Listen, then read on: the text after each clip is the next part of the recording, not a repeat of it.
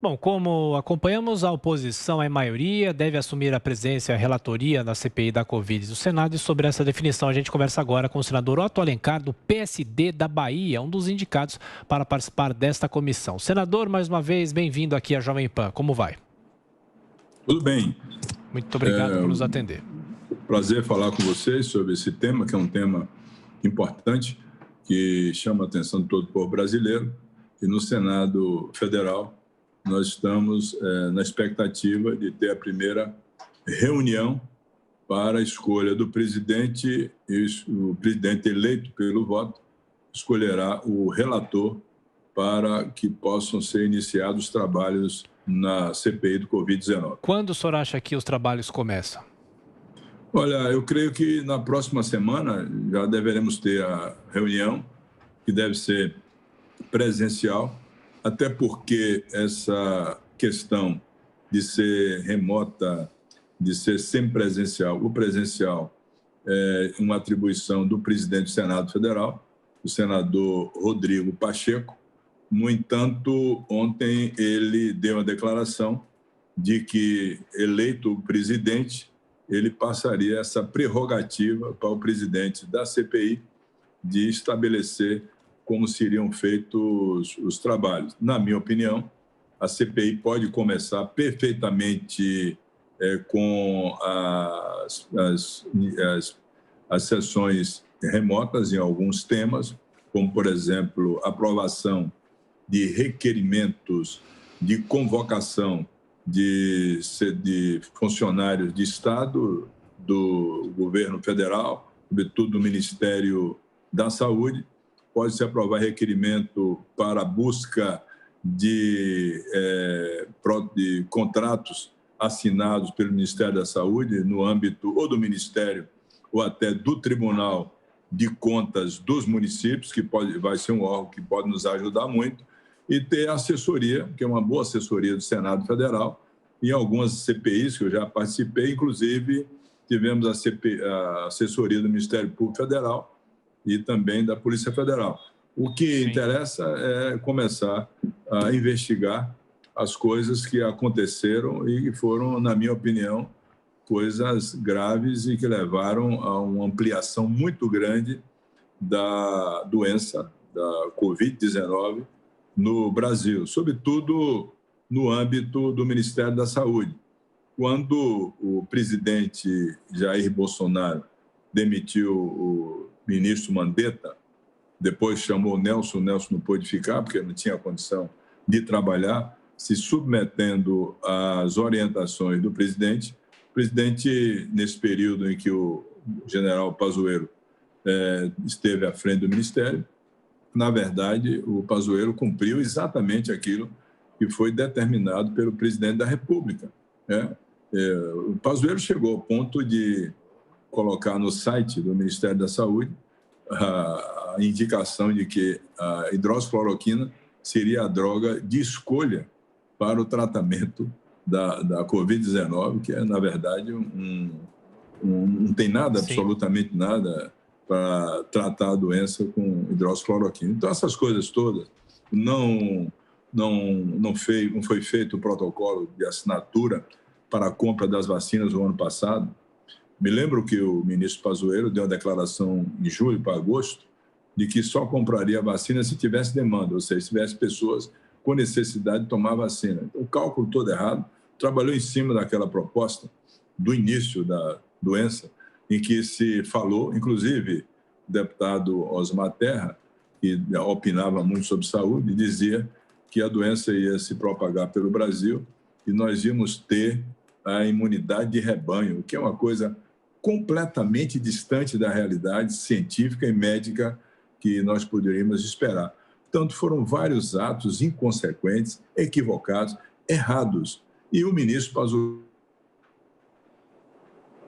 Perdemos o contato com o senador Otto Alencar, que vai integrar a CPI da Covid. Zé Maria Trindade, a ligação voltou? A imagem voltou? Por favor, senador, continue respondendo. Posso continuar? Pode, por favor. Posso dizer a vocês que, na minha formação de médico, eu fui professor aqui da Universidade Federal da Bahia, fui secretário de saúde por algum tempo, eu quero dizer que a ciência, o conhecimento científico, né, da doença, e quem está à frente disso, a ciência não se dobra a uma determinação de quem não entende absolutamente nada de medicina. O que aconteceu foi que o Pazuello, como ministro da Saúde, se dobrou à vontade do presidente da República. E o presidente da República é quem ditava as normas e protocolos para a execução das ações do Ministério. O não distanciamento físico entre as pessoas, ele estimulou aglomerações, ele fez reuniões à frente do Palácio do Planalto, foi em lanchonetes, em padaria, em praias, andou de jet ski. Você estimulou esse distanciamento físico, né?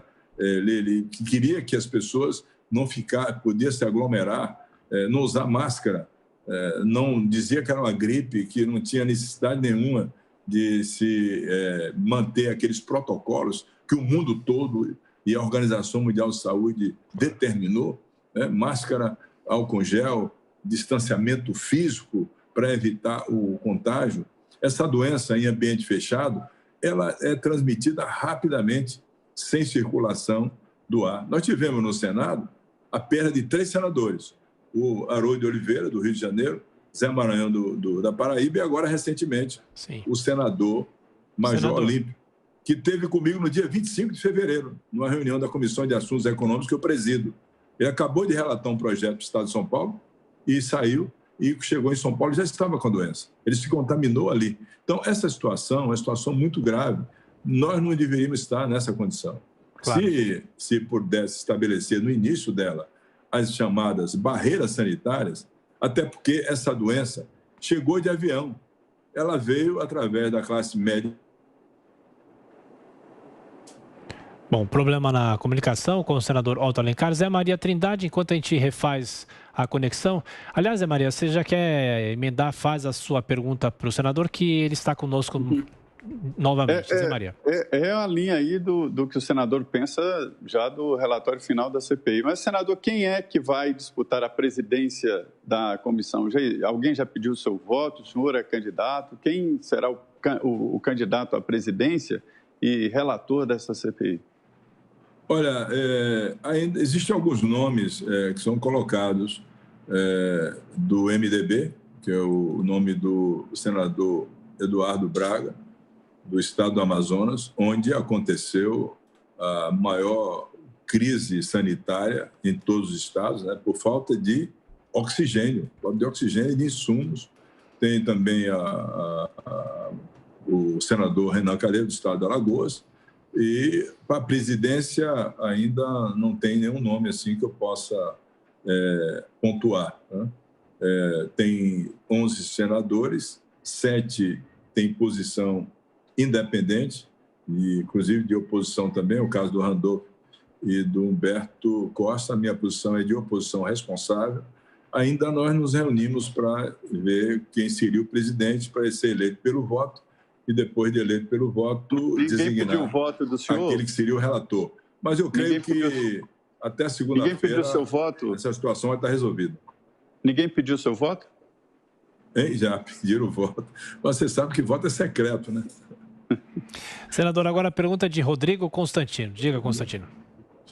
Senador, bom dia. O espaço aqui não é adequado para o debate sobre a questão da ciência. Bom dia, eu não estou te ouvindo direito aí. Estou te ouvindo direito. O espaço não é adequado para o debate da ciência, até porque a CPI não é científica. E tratamento precoce tem vários médicos fora do Brasil que defendem, não é o presidente apenas. Imunidade de rebanho foi a estratégia da Suécia, que está com resultados melhores do que o Reino Unido. O Uruguai vacinou mais que o dobro do Brasil e agora assumiu a liderança de óbitos. Então, esse debate eu acho que é mais complexo. Mas a pergunta muito direta que eu lhe faço, senador, como é que se convence a população brasileira de que uma CPI que vai investigar desvio de recursos, ou seja, um assunto ético, e que tem Renan Calheiros, que é réu de inúmeros processos na Justiça, pode ser levado a sério?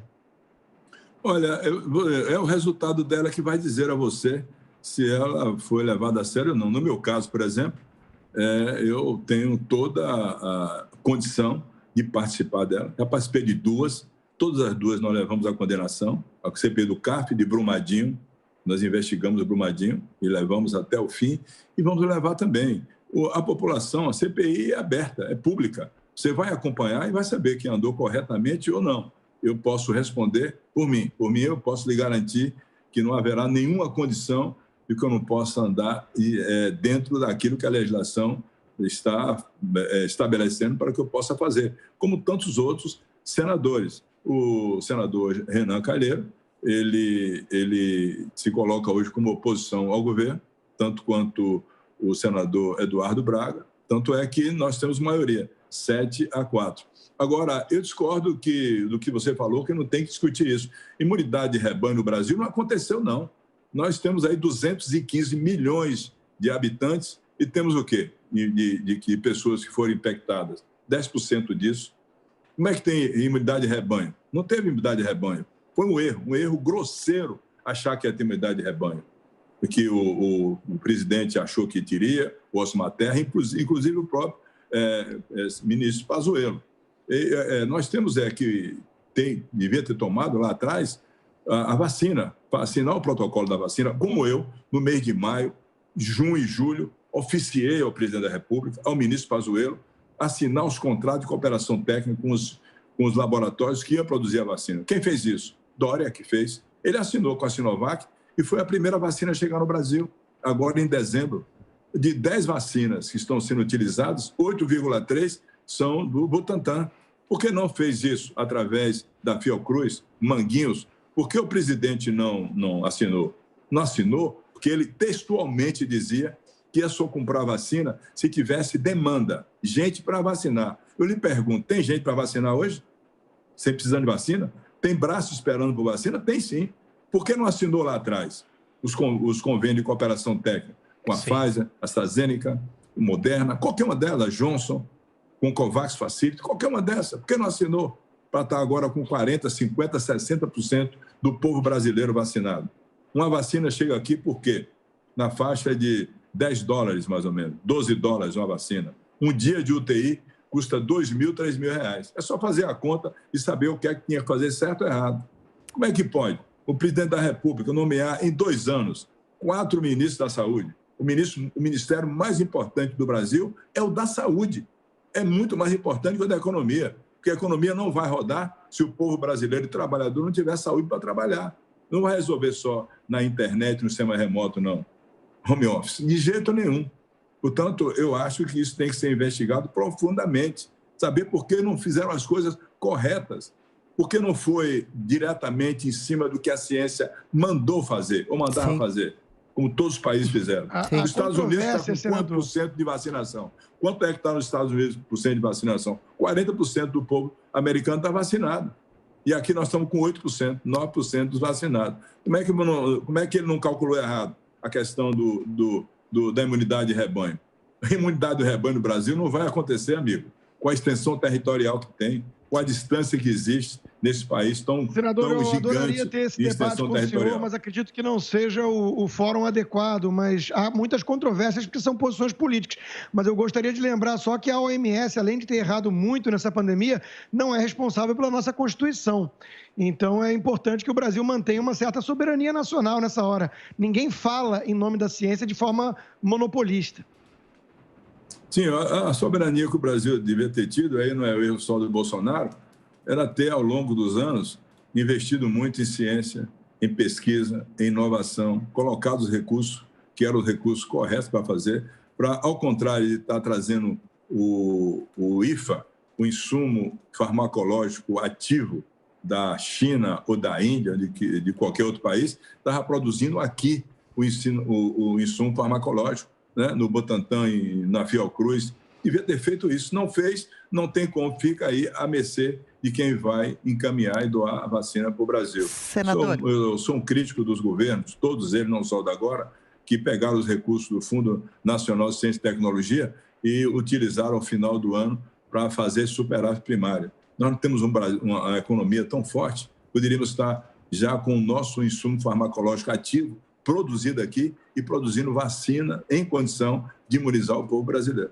Senador, rapidinho, para que a gente possa encerrar, para entender alguns detalhes, quanto tempo o senhor acha que deve demorar essa CPI? É possível que tenhamos mais de uma tratando do mesmo assunto? E a quais resultados devemos chegar com elas, na prática? Olha, está previsto 90 dias para o prazo para desenvolvimento dos trabalhos e pode ser prorrogado por mais 90 dias, depender da situação, embora eu acho que com a situação de trabalhar no sistema remoto, podemos ter dificuldades, né? Porque vai ter, em algum momento, que fazer presencial.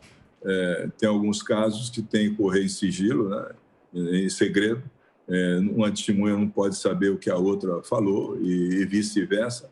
Temos que fazer, talvez, acariação com presença de advogados. Isso vai demandar ação presencial, mas eu creio que em 90 dias ou com a prorrogação, nós teremos um relatório final para apresentar ao país. Perfeito. Senador Otto Alencar, do PSD da Bahia, integrante da CPI da Covid. Mais uma vez, obrigado pela atenção, pela gentileza e bom trabalho. Um abraço. Muito obrigado. Obrigado.